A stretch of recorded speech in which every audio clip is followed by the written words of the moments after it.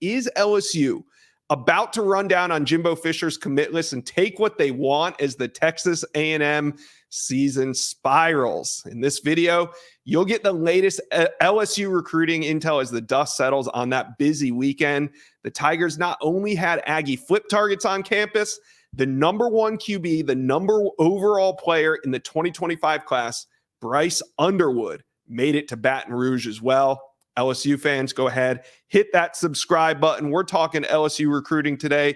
Let's bring on LSU insider, best in the business, my guy, Shea Dixon from the Bengal Tiger. Now, Shea, number one QB, number one overall in the 2025 class, Bryce Underwood. He's planning to decide in January. So this is kind of the home stretch of his recruitment, and maybe the last time LSU has him on campus face-to-face before he decides. So what's your read on things as he leaves LSU?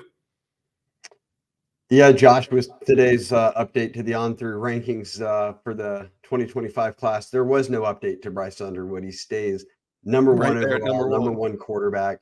And this is 4 visits in 6 months for a Michigan kid to come down to LSU on unofficial visits, but each time be with his mom, be with his dad, be with his sister. That shows real interest. And whether you talk to EJ Holland up on the Michigan side or you ask people down here at LSU, they'll tell you most have felt this is a Michigan LSU battle and maybe have called it 50-50.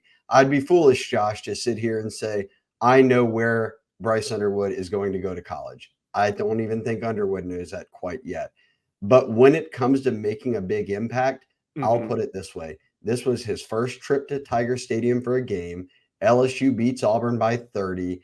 It's a night where the weather was very nice for Louisiana Saturday night. Right. Sold out crowd. He ends up with all of his buddies on the Jumbotron in the stands when Swag Surfing comes on. It was all smiles from Underwood this weekend. It was just what LSU needed. And you're right.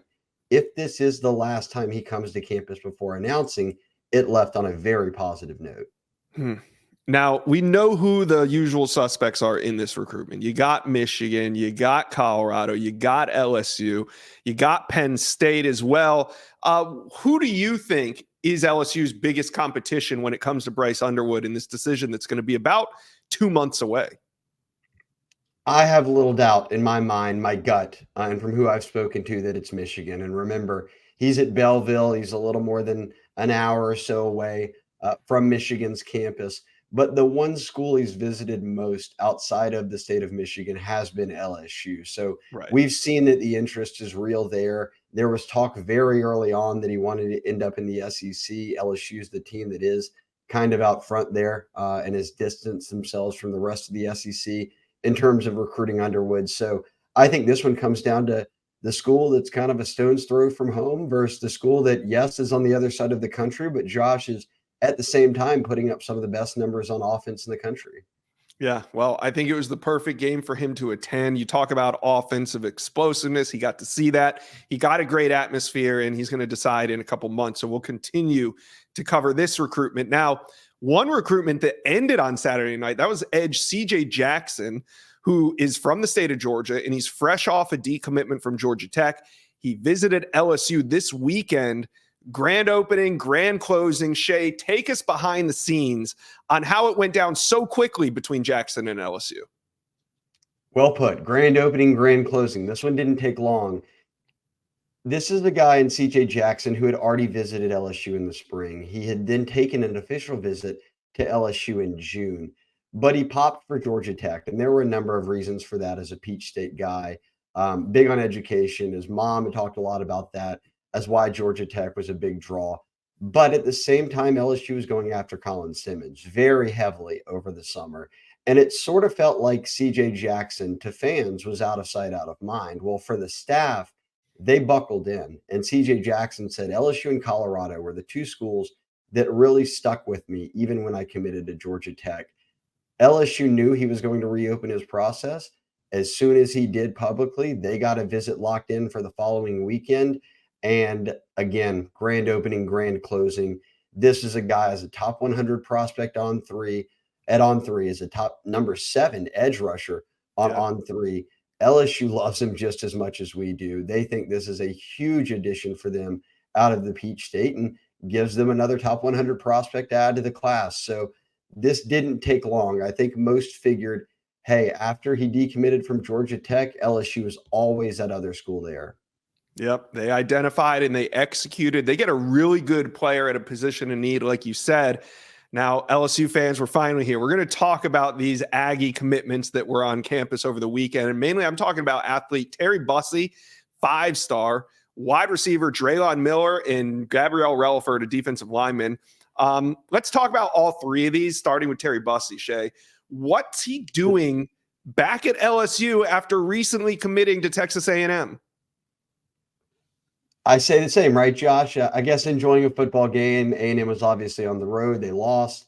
But having them in Tiger Stadium, three guys that were all pretty much high on LSU and A&M and ended up committing to A&M, make that visit for the Auburn game. And again, they win by 30. It's sold out. The offense looks great. The defense played arguably their best game of the season, and they win very convincingly. Bussey, though, was the guy who just popped. It felt like only a couple of weeks ago now to Texas A&M. So when I heard rumblings that he was going to return to campus for the game this past weekend, I said, well, I'll believe it when I see it. Well, kudos to the LSU staff. They pulled it off. They got him in town. I think that when I look at this list of three guys, that he might be the toughest flip.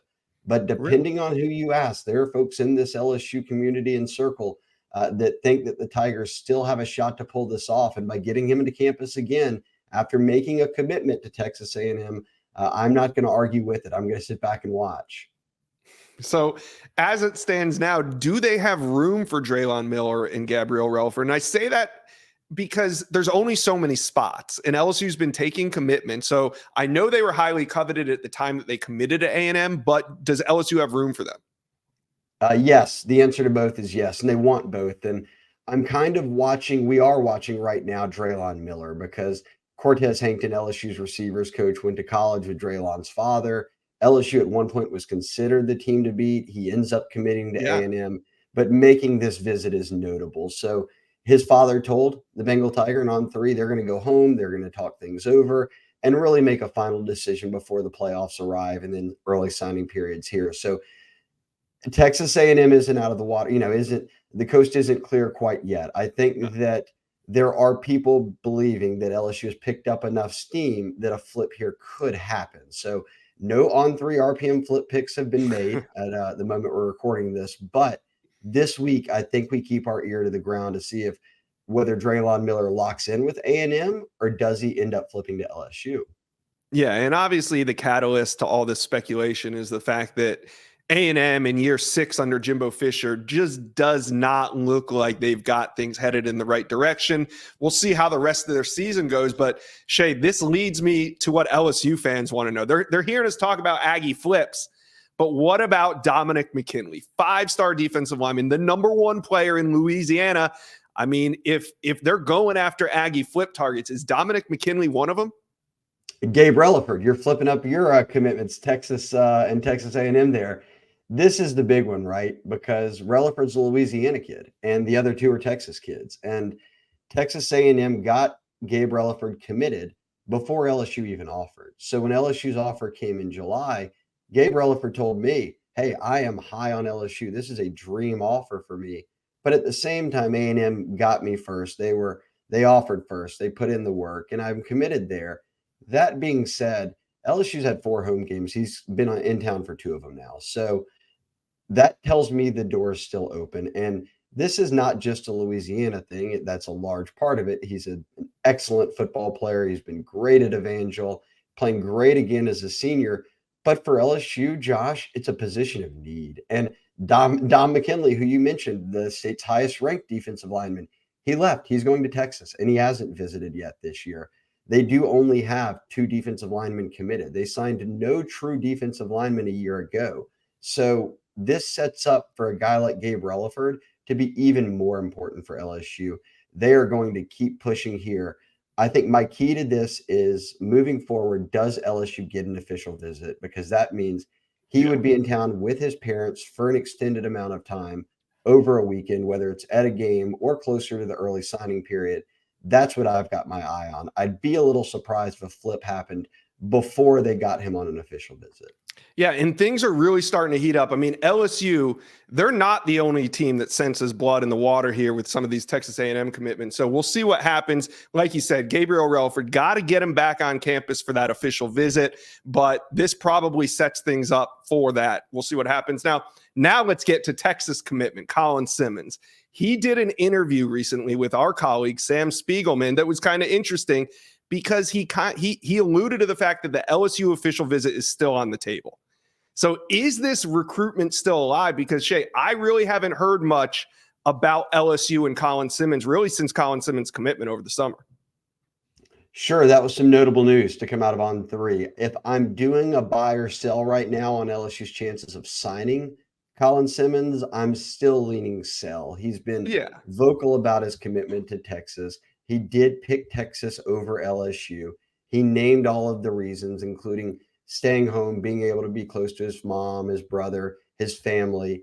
And then he seems to be really interested in the trajectory and where this Texas program's going and being a big part of that as an in-state guy.